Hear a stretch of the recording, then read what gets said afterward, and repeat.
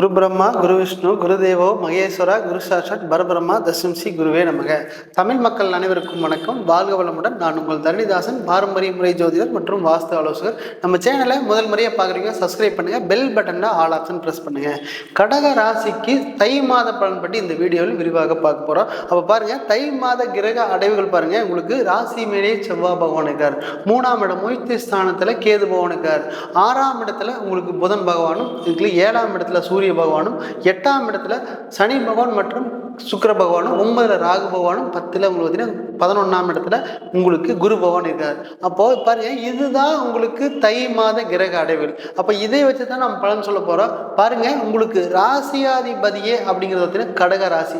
அந்த கடக ராசியில் ஒருத்தர் பிறந்துட்டாருன்னா எப்பவுமே வந்து பார்த்தீங்கன்னா தாய் அன்பு உள்ளம் கொண்ட ராசின்னு தான் சொல்லணும். ஒரு குழந்தைய எப்படி நல்லது கெட்டது சொல்லி வளர்த்தக்கூடிய தன்மை அப்படிங்கிறது உங்களுக்கு கடக ராசிக்கு இருக்க போகுது.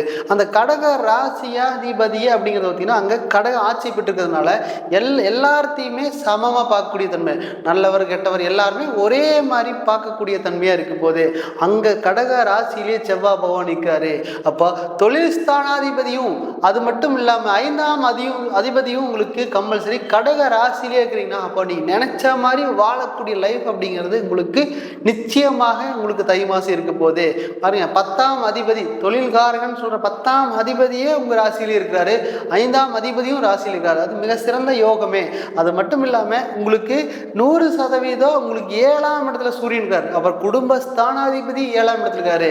பாருங்க, 5 வருஷத்துக்கு மேல திருமணம் செஞ்சு பார்த்துட்டே இருக்கிறாங்க, இது வரைக்கும் எனக்கு எந்த ஒரு திருமண வாய்ப்புமே வரல அப்படின்னு சொன்னாலும் கூட இந்த காலகட்டத்தில் குடும்ப ஸ்தானாதிபதி 7ஆம் இடத்துல போய் நிற்கும் பொழுது 100% உங்களுக்கு திருமணம் ஆகியே தீரும் அப்படிதான் சொல்லணும். அது மட்டும் இல்லாம அந்த 11ஆம் இடத்துல இருக்கிற குரு பகவான் அந்த 7ஆம் இடத்தையும் பார்க்குறாரு.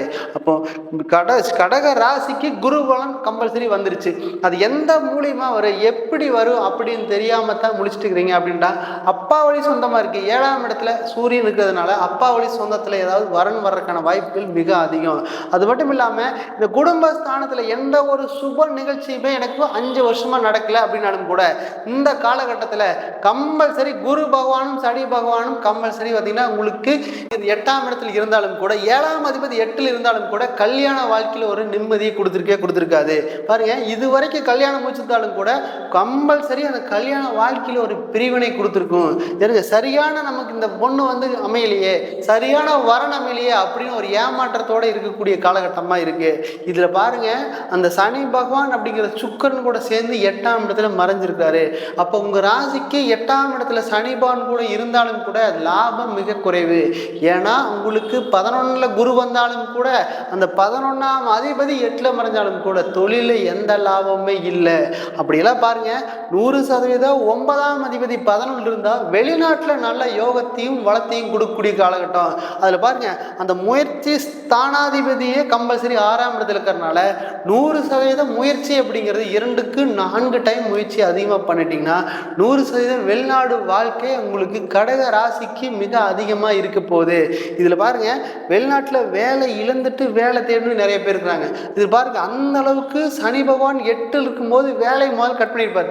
அப்போ நிம்மதியான வாழ்வையும் குறைச்சிருப்பார். அப்போ குடும்பத்தில் சுப நிகழ்ச்சியும் கம்மி பண்ணியிருப்பார். அப்போ ரொம்ப போராட்டமான வாழ்க்கையை சந்திச்சுட்டு இருக்கிறோமே, நமக்கு மட்டும் ஏன் இப்படி நடக்குது, நம்ம யாருக்குமே எந்த துரோகமே செய்யறதே இல்லை அப்படின்னு நினைச்சிருப்பீங்க. அதுல பாருங்க, அந்த சனி பகவான் 8லிருந்து 9க்கு போகக்கூடிய காலகட்டம் வந்துருச்சு. அது மட்டும் இல்லாம உங்களுக்கு லாபஸ்தானாதிபதியும் சீக்கிரமா வெளியே போயிடுவாரு. அப்ப 11ல் குரு பகவான் வந்துட்டாலே வெளிநாட்டுல நல்ல யோகத்தை கொடுக்கக்கூடிய காலகட்டம். இல்ல எனக்கு வருமானம் எப்பதான் வரும் இருந்தாலும் கூட பாருங்க, தை மாசம் 1ஆம் தேதியிலிருந்து வருமானம் 2ஆம் இடம் வருமான ஸ்தானாதிபதியே 7ஆம் இடத்துல நிற்காது. அப்ப நண்பர்கள் மூலியமா லாபங்கள் வரப்போகுது. இல்ல 7ஆம் இடத்துல வெளிநாட்டிலிருந்து லாபங்கள் வரப்போகுது. வெளிநாட்டுல வேலைக்கு போனால் நல்ல லாபங்கள் வரக்கூடிய காலகட்டம். இதுல வெளிநாட்டு எப்போ போகும் அப்படின்னு கேட்டீங்கன்னா தை மாசம் 1ஆம் தேதியிலிருந்து 30ஆம் தேதிக்குள்ள முயற்சிகள் அதிகமாக செய்யும் போது கடக ராசி நபர் நிச்சயமாக நிச்சயமாக வெளிநாடு வாய்ப்பு நல்லா தேடி வரக்கூடிய காலகட்டமாக இருக்குது. இது நல்லபடியாக பயன்படுத்திங்க. பாருங்கள், உங்களுக்கு 12ஆம் அதிபதி 6ஆம் இடத்துல வரும்போது தான் தேவையில்லாத செலவுகள் படிப்படியாக குறையக்கூடிய காலகட்டமே. இதில் பாருங்கள், அந்த புதன் 6ஆம் இடத்துல இருந்தாலும் கூட முயற்சி ஸ்தானாதிபதி 6ஆம் இடத்துக்கு போயிடுறாரு. அப்போ கம்பல்சரி முயற்சிங்கிறது மிக கடுமையாக கடன் கட்டுறதுக்கு பண்ணணும். அப்போ தான் உங்களுக்கு படிப்படியாக வரக்கூடிய காலகட்டத்தில் மிக சிறப்பாக இருக்கும். இல்லை பாருங்கள், அந்த 7ஆம் அதிபதி 8ல் போய் நிற்கிறாரு. அந்த 8ல் 9ல் ராகு போய் நிற்கிறாரு. சுக்கிரனும் உங்களுக்கு 8ஆம் இடத்துல இருக்காரு. பாருங்கள், உங்களுக்கு 4ஆம் இடம் அப்படிங்கிற ஒரு இடம் வாங்கியிருப்பீங்க. அந்த இடத்து மூலிமா சம்பாதிக்கிறது, இது வரைக்கும் சம்பாதிச்சது எல்லாத்தையும் கொண்டு அந்த இடத்துல போட்டிருப்பீங்க. அந்த இடத்துல எந்த லாபமே இல்லை. நீ ஏன்டா இந்த இடத்த வாங்கினா ஒரு வருத்தத்திலே இருக்கக்கூடிய நம்ம லைஃபே முடிஞ்சா அப்படின்னு கூட யோசிக்கக்கூடிய ராசி இந்த கடக ராசி. பாருங்க, இது வரைக்கும் சம்பாதிச்சு எல்லாம் கொண்டு போட்டு வருமா வராதா அப்படி இருந்தாலும் கூட இது பாருங்க, உங்களுக்கு குரு பகவான் அந்த 11 இருக்காரு. அப்போ அந்த 11 இருந்து கிளம்ப போது கம்பல்சரி போகும்போது நல்ல வளத்தை கொடுத்துட்டு போயிடுவார். அது ஒன்று. இதில் 4ஆம் அதிபதி அப்படிங்கிறது உங்களுக்கு சுக்கிர பகவான் 8ல் இருந்து 9ஆம் இடத்துல ராகு பகவான் கூட போனது. அங்கே சுக்கிரன் உச்சமாக போகிறாரு. அப்போ உச்சமாகி ராகுவான் கொடுக்கும்போது எதிர்பாராத ஒரு லாபத்தை பூமி மூலியமாக கொடுக்கக்கூடிய காலகட்டமாக வரக்கூடிய காலகட்டம் இருக்க போகுது. அது எந்த ஒரு மாற்று கருத்துமே கிடையாது. இதில் 11ஆம் அதிபதி உச்சமாக போகிறாரு, 4ஆம் அதிபதி உச்சமாக போகிறாரு. இது வரைக்கும் வீடே வாங்கலை, 10 வருஷமா 5 வருஷமா வீடு வாங்கலினாலும் கூட தை பிறந்தால் வழிபறக்கும் பழைமொழிக்கு ஏற்பாட் போல உங்களுக்கு 100% உங்களுக்கு கம்பல்சரி 100% இடங்கிற விஷயம் உங்களுக்கு அமைய போகுதுதான் சொல்லணும். நிச்சயமா அந்த இடம் நல்லபடியா அமையும். இதுல பாருங்க, இந்த 4ஆம் அதிபதி 8 இருக்கும்போது தான் நம்ம தப்பான இடத்துக்கு வந்து சூஸ் பண்ணிட்டோம் அப்படிங்கிற ஒரு வருத்தம் இருக்கு. சரிங்க, தப்பான இடம் வாங்கி இருந்தாலும் கூட அது நல்ல விலைக்கு போறதுக்கான வாய்ப்பு இருக்கு. ஏன்னா 4ஆம் அதிபதி உச்சம் ராகு கூட சேர்ந்து இருக்க போறாரு. அது ஒரு நல்ல மாற்றத்தை கொடுக்கக்கூடிய காலகட்டமா இருக்கு. மேலும் மேலும் வளர்ச்சியை கொடுக்கக்கூடிய மாசம் அப்படிங்கிறது தை மாசமா இருக்க போகுது. இது அது மட்டும் இல்லாம அம்மா அப்படிங்கிறது கூட 4ஆம் அதிபதி. அப்ப அந்த 4ஆம் அதிபதி 8ல சனிவான் கொடுப்போனா அவங்களோட உடல்நிலை, அவங்களோட இழப்பு முன்னால தாங்க முடியாத சூழ்நிலைக்கெல்லாம் போக வேண்டியது இருக்குது. அவங்களோட உடல்நிலையை கொஞ்சம் கேர் எடுத்து பார்த்துக்குங்க. பாருங்க, இந்த 4ஆம் அதிபதி 7ஆம் இடத்துல இருக்கும்போது நிறைய அம்மா உங்களுக்கு சப்போர்ட் பண்ணியிருப்பாங்க. இப்போ 8ஆம் இடத்துக்கு போகும்போது 100% அவங்க கூட சின்ன சின்ன கருத்து வேறுபாடுகள் வந்தே தீரும். இதில் கொஞ்சம் கவனமாக பார்த்துக்குங்க. இதில் 9ஆம் இடத்துல உங்களுக்கு ராகுபவன் நிற்கும் போது அப்பாவோட கருத்து வேறுபாடு மிக அதிகமாக வரக்கூடிய காலகட்டம் 9 ராகுபவன் இருந்தால். அப்படி இருந்தாலும் கூட 9ஆம் அதிபதி 11 பாருங்க, அவர் அப்பா சண்டை போட்டாலும் கூட உங்களுக்கு காசு கொடுக்கக்கூடிய காலகட்டமாக ஒரு சில நேரத்தில் நிச்சயமாக கொடுப்பாரு. இதில் பாருங்க, 2 இடத்துல சூரியன் நல்ல நிலைமையில் இருக்காரு, 9ஆம் அதிபதி நல்ல நிலைமையில் இருக்கும் பொழுது அரசாங்க சப்போர்ட், அரசியல் சப்போர்ட், அப்பா வழி மூலியமா நல்லபடிய லாபங்கள் வரக்கூடிய காலகட்டமா இருக்க போகுது. அதில் எந்த ஒரு மாற்று கருத்துமே இல்லை.